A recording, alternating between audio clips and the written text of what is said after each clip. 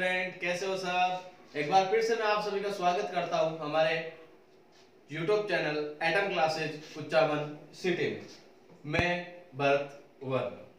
तो आज मैं आपके लिए लेके आया हूं बिल्कुल एकदम फ्रेश टॉपिक, जिससे जो है विभिन्न प्रकार के जितने भी जो कॉम्पिटिटिव एग्जाम है उनमें जो है हर बार जो है 2 या 3 क्वेश्चन पूछे जाते हैं। चाहे वो आईसीआर का एग्जाम हो, चाहे जेट का एग्जाम हो, चाहे बीएचयू का हो, चाहे नीट का एग्जाम हो, तो हर बार जो इनमें से 2-4 क्वेश्चन पूछे जाते हैं। तो आज का जो टॉपिक अपना रहेगा वो रहेगा प्लांट हार्मोन, पादप हार्मोन। प्लांट हार्मोन की अपन बात करेंगे तो अपन देखेंगे कि जो प्लांट होता है उसमें हार्मोन का क्या रोल होता है। जैसे हमारी बॉडी में भी क्या होता है, जो हार्मोन्स क्या करते हैं, कोई ना कोई जो एक्टिविटी होती है, कोई ना कोई जो प्रक्रिया होती है उसको रेगुलेट करते हैं। अगर ज्यादा हो रही है तो उसको कम करेंगे और कम हो रही है तो उसको ज्यादा करेंगे। मतलब ज्यादा करना मतलब उसको प्रमोट करेंगे और कम करना मतलब उसको इनहिबिट करेंगे। इनहिबिट का मतलब होता है संदमन, मतलब कम करना। तो ठीक ऐसे ही जो प्लांट्स होते हैं उनके अंदर भी क्या होते हैं, जो हार्मोन्स होते हैं, जो प्लांट के ग्रोथ को जो है प्रमोट भी करते हैं और साथ साथ इनहिबिट भी करते हैं। तो सबसे पहले बात करें अपन कि जो ये हार्मोन शब्द है ये किसने दिया था। तो हार्मोन शब्द सबसे पहले किसने दिया था, स्टारलिंग ने। किसने दिया था, स्टारलिंग ने। और इसी पादप हार्मोन को जो बाद में थिमेन नामक एक साइंटिस्ट था, थीमेन, याद रखना इसको, थीमेन नामक एक वैज्ञानिक, जिन्होंने जो है पादप हार्मोन को आगे चल के क्या नाम दिया, फाइटो हार्मोन्स। मतलब जो फाइटो हार्मोन शब्द है इसकी बात करें तो ये थीमेन ने दिया था, जबकि केवल जो हार्मोन शब्द है ये दिया था स्टारलिंग ने। अब देखो जो पादप हार्मोन है इसमें सबसे पहले जो खोजा गया हार्मोन था वो था ऑक्सिन। कौन सा था, ऑक्सिन। और इसका जो सारा श्रेय जाता है खोज का वो जाता है एफडब्ल्यू वेंट को। किसको, एफडब्ल्यू वेंट को। तो देखो हार्मोन शब्द सर्वप्रथम जो किसने दिया था, स्टारलिंग ने दिया था। किसने, स्टारलिंग ने। उसके बाद में जो फाइटो हार्मोन है, क्या, फाइटो हार्मोन शब्द ये सबसे पहले दिया था थीमेन ने। किसने, थीमेन ने दिया था। और प्रथम, ये मोस्ट इंपोर्टेंट है, ध्यान रखना इसको, ये वाला पॉइंट, प्रथम पादप हार्मोन कौन था, ऑक्सिन था। कौन था डियर स्टूडेंट्स, ऑक्सिन था, जिसकी खोज एफडब्ल्यू वेंट, एक वैज्ञानिक का नाम क्या है, एफडब्ल्यू वेंट, उसने की थी। किसने की थी, एफडब्ल्यू वेंट ने। तो जैसा कि मैंने हाल ही में आपको बताया है कि पादप हार्मोन जो है वो ग्रोथ प्रमोटर भी होते हैं और ग्रोथ इनहिबिटर भी होते हैं। मतलब ग्रोथ को प्रमोट करने वाले और अधिक ग्रोथ करने वाले, अगर जो वृद्धि रुकी हुई है उस वृद्धि को जो है आगे बढ़ाना है तो उसको प्रमोट बोला जाता है।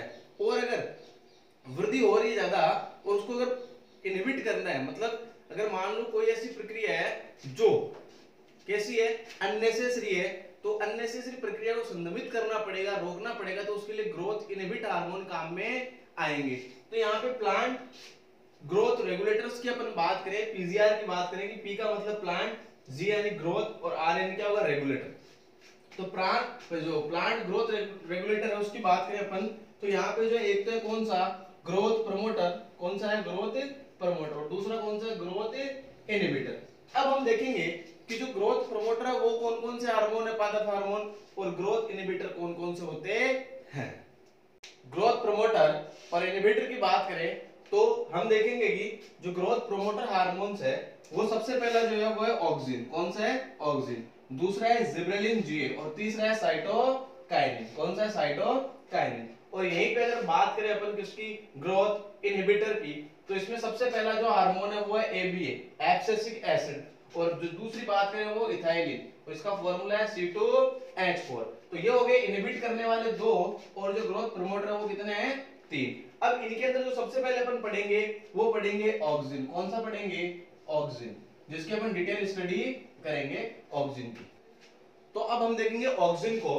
तो ऑक्सिन की बात की जाए सबसे पहले, तो ऑक्सिन के संकेत सर्वप्रथम किसने दिए थे, वो दिए थे डार्विन ने। किसने दिए थे, डार्विन ने।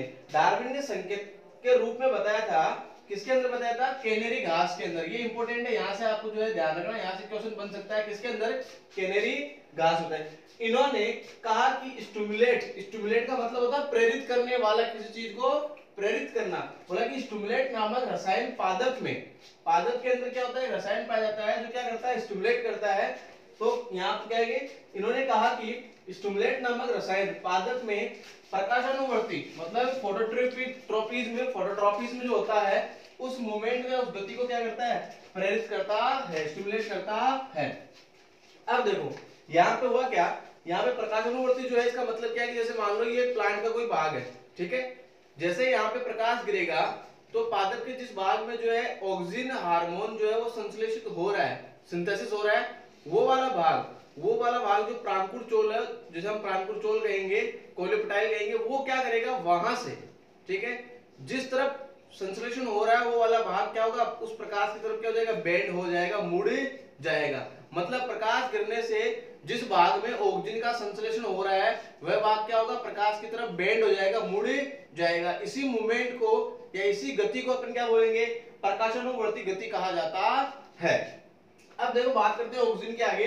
तो ऑक्सीजन को दो कैटेगरी के अंदर क्लासिफाई किया गया है। किस कैटेगरी के अंदर, दो के अंदर। एक है प्राकृतिक ऑक्सीजन और एक है कौन सा, कृत्रिम ऑक्सीजन, मतलब आर्टिफिशियल, और एक कैसा है, नेचुरल।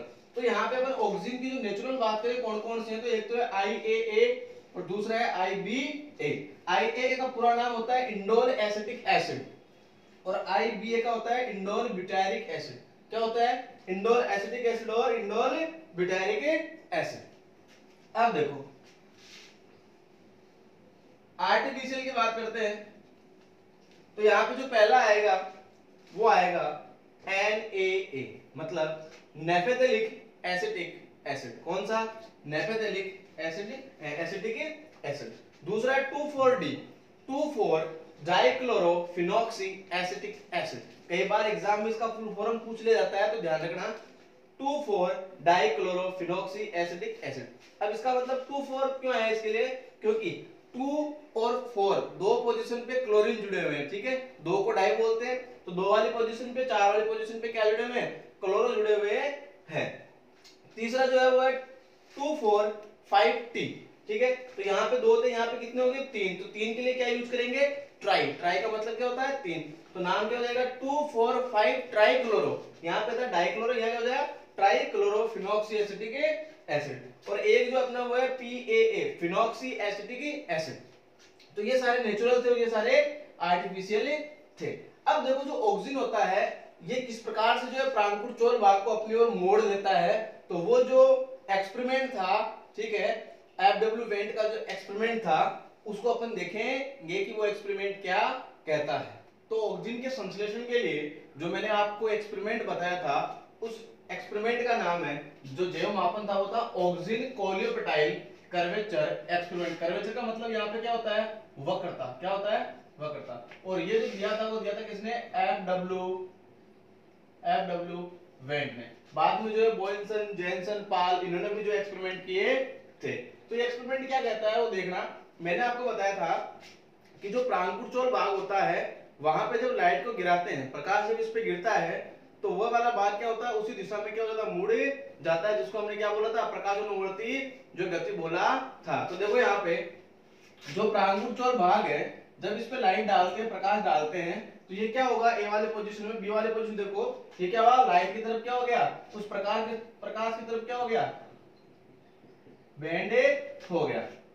फिर उन्होंने देखा कि यहाँ पे अगर इसको प्रकाश, अगर इस भाग को काट दे, ऊपर वाले को जहां पे इसका संश्लेषण हो रहा है, अगर इस भाग को यहाँ से हटा दे, काट दे और साइड में कर दे, और अगर फिर प्रकाश डाले, तो इन्होंने क्या पाया, इन्होंने देखा कि जब प्रकाश डाला काटने के बाद में जहां ऑक्सीजन का संश्लेषण हो रहा था, तो ऐसी स्थिति में क्या होगा भाई, इसमें कोई भी गति नहीं होगी, कोई मूवमेंट नहीं होगा। और दूसरी तरफ इन्होंने देखा कि अगर जो डार्क वाला भाग है, अगर जिधर संश्लेषण हो रहा है इधर नहीं हो रहा, अगर उधर से अगर प्रकाश डाले तो भी कोई मूवमेंट नहीं हो रहा है। मतलब प्रकाश की तरफ भी कब मूवमेंट करेगा, जहां पे ऑक्सीजन का संश्लेषण हो रहा है। तो ये था क्या, ऑक्सीजन कोलियोप्टाइल कर्वेचर एक्सपेरिमेंट। बाद में क्या हुआ, कुछ साइंटिस्टों ने जो ऑक्सीजन को अलग अलग जो है पदार्थों से पृथक किया, वो क्या है कि कोगल व स्मिथ ने, साइंटिस्ट का नाम क्या है, कोगल व स्मिथ ने 1931 में पेलेग्रा रोगी कौन सा है, पेलेग्रा रोग से ग्रसित पेलेग्रा रोगी के मूत्र से ऑक्सीजन को पृथक किया और तय से नाम क्या दिया, ऑक्सीजन ए नाम दिया था सबसे पहले। बाद में इन्होंने मक्का के ग्रेन ऑयल से, मक्का ग्रेन का मतलब जो है क्या, बीज दाने, मक्का के ग्रेन ऑयल से वापस एक और ऑक्सीजन पृथक किया, जिसे नाम क्या दिया, ऑक्सीजन बी। और तीसरा जो कंपाउंड इन्होंने डिस्कवर किया था वो किया था क्या, मानव मूत्र से। किससे, ह्यूमन यूरिन से, मानव मूत्र से, और उसे नाम दिया हेटेरो ऑक्सीजन। क्या दिया, विषम ऑक्सीजन है हेटेरो ऑक्सीजन। और ये एक प्रकार का क्या था, इंडोल एसिटिक एसिड, जो हमने नेचुरल ऑक्सीजन में पढ़ा था। प्राकृतिक प्रकार का क्या है, ये ऑक्सीजन होता है।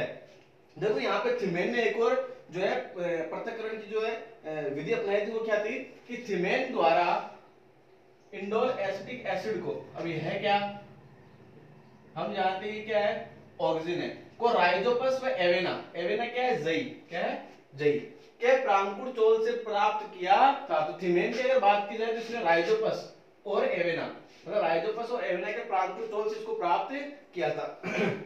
यहीं पे बात आती है कि जो ऑक्सीजन का संश्लेषण होता है, इसके लिए जो कंपाउंड, जो यौगिक या जो आयन है, वो कौन से जिम्मेदार है। तो देखना, ऑक्सीजन जो होता है, ऑक्सीजन के संश्लेषण के लिए जो है ट्रिप्टोफैन अमीनो समूह तथा मोस्ट इंपोर्टेंट है ट्रिप्टोफैन अमीनो समूह तथा जेडन आयन, Zn+2 आयन, ये क्या करते हैं, इसके संश्लेषण के लिए उत्तरदायित्व निभाते हैं। ट्रिप्टोफैन अमीनो समूह और साथ में Zn आयन, Zn+2 आयन। तो ये सारे के सारे क्या थे, ऑक्सीजन के जो है तत्व थे, मोस्ट इंपोर्टेंट। ठीक है, अब जो ऑक्सीजन जो है पादपों में क्या क्या कौन कौन से कार्य करता है, क्या क्या इसके वर्क होते हैं, जो इसके कार्य है ऑक्सीजन के, वो अपन देखेंगे कि ऑक्सीजन के कार्य क्या है। तो ऑक्सीजन के जो कार्य हैं उनको अपन देखेंगे। तो सबसे पहले क्या है कि ऑक्सीजन में जो खरपतवार नाशी जो होता है, जो वीड्स को जो क्या करता है, नाश करता है उनका, उनमें जो है वो है आर्टिफिशियल जो ऑक्सीजन है, कृत्रिम जो ऑक्सीजन, वो है 2,4-D और 2,4,5-T। यहीं पे बात करें अनानास व लीची में जो मादा पुष्प होते हैं उनको बढ़ाना, मादा पुष्पों की संख्या को बढ़ाना, अनानास और लीची के अंदर दो इसके एग्जाम्पल है, ये ध्यान देना। तो ये भी जो किसका कार्य होता है, ऑक्सीजन का। और घाव के समय सेल डिवीजन को बढ़ाना, घाव के समय मतलब अगर मान लो कोई सेल जो टिश्यू है वो इंजर्ड हो गए, क्षतिग्रस्त हो गए, तो ऐसी स्थिति में ऑक्सीजन क्या करेगा, उस भाग में सेल डिवीजन को, कोशिका विभाजन को प्रमोट करेगा। और प्रमोट करके क्या करेगा, हमने पढ़ा था वहां पे कि प्रमोट करने वाले ग्रोथ प्रमोटर में ऑक्सीजन का नाम हमने पढ़ा था, तो उसको बढ़ाएगा। साथ में पत्ती व फलों के विलगन को रोकता है। विलगन का मतलब होता है गिरना, पतझड़ के समय, मतलब पतझड़ सावन, वो वाला गाना जो याद है आपको। तो उस स्थिति में क्या होगा, जो पत्तियां जब नीचे गिरती है, तो ऐसी स्थिति में जो विलगन हो रहा है उसको रोकना। और ये जो मुख्य होता है वो कौन सा होता है, नेपथलिक एसिटिक एसिड। ठीक है, और ये जो है एग्जांपल क्या है इसके, आम व नींबू के अंदर, क्या, आम व नींबू के अंदर। मूल उत्पन्न करना, जो रूट्स होती है, ठीक है, रूटेक्स बोल सकते हैं इसको, रूटेक्स या सुटेक्स। तो मूल उत्पन्न करना, ये जो है IAA इंडोल एसिटिक एसिड जो है प्राकृतिक जो है मानव के मूत्र से पृथक किया था, याद है, हेटेरोऑक्सीजन इसे नाम दिया था। तो ये वाला क्या करता है, मूल को उत्पन्न करता है। साथ ही ऑक्सीजन जो है आलू में प्रसुप्ति जो होती है उसको उत्पन्न करना। भंडारण के समय जब भंडारण किया जाता है आलू का, तो आप देखो उसमें बर्ड्स निकल आती है, ठीक है, छोटी छोटी। तो मतलब क्या है कि प्रसुप्ति को उत्पन्न करना, उत्पन्न करने के लिए जो है भंडारण जो है के समय जो आलू में प्रसुप्ति कौन करता है, ऑक्सीजन करता है। तो ये थे ऑक्सीजन के सारे क्या कार्य। अब देखो यहाँ पे जो है चाय की खेती करने वाले जो है, चाय की जो खेती होती है उसके अंदर क्या है, जो एपिकल डोमिनेंस है या एपिकल जो डोरमेंसी है, इसे हिंदी में बोलते हैं सीड्स प्रमुख था।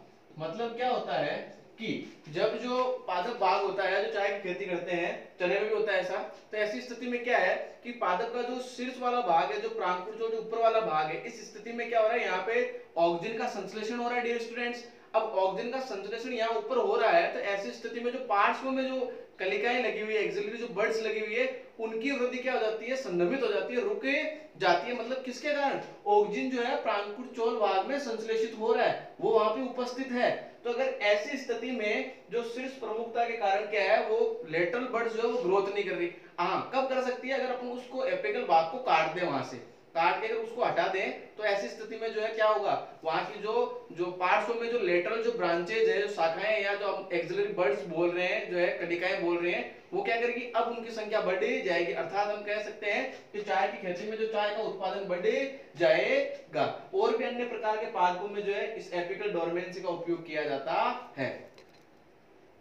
अब ऐसा क्यों हुआ, लॉजिकली बात करते हैं। मतलब क्या है कि चाय की जो खेती है, जो चाय का जो प्लांट है, उसमें अपन जानते हैं कि शाखाओं को बढ़ने के पीछे क्या कारण है, लॉजिक क्या है इसके पीछे। तो हम जानते हैं जैसे शाखाएं बढ़ेगी तो पत्तियों की संख्या में क्या होगी, वृद्धि होगी, और पत्तियों की संख्या में वृद्धि होगी तो अत्यधिक और उच्च क्वालिटी या अधिक गुणवत्ता वाली जो चाय है वो हमें प्राप्त होगी। ऐसा ही जो मेहंदी में होता है मेहंदी राचन लागी बनडेरा नाम की है, तो ऐसा आप सब जानते हो अच्छी तरह से, डीजे डायरेक्ट ढोल दबा के बज रहे हैं। मतलब जो मेहंदी की बात करें तो उसमें भी क्या है, जो है पत्तियों की संख्या बढ़ेगी तो मेहंदी का उत्पादन ज्यादा होगा और अच्छी जो रचने वाली मेहंदी जो है प्राप्त होगी। और ऐसा अगर चने में किया जाए कि 8 इंच का अगर चने का कोई पौधा है उसमें अगर ऐसा किया जाए तो उसको अपन बोलते हैं निपिंग। एग्रीकल्चर वाले बच्चे जो है भली बात जानते हैं इसको क्या बोलते हैं, निपिंग बोलते हैं। और यहाँ पे चाय के लिए जो मैंने आपको एपिकल जो टिप वाला भाग काटना बताया था इसको बोलते हैं टिपिंग। टिप यानी शीर्ष वाला भाग, ऊपर वाला भाग, इसको क्या बोलते हैं, टिपिंग बोला जाता है। तो आशा करता हूँ आपको संपूर्ण जो है ऑक्सिन जो पादप हार्मोन है वो समझ में आ गया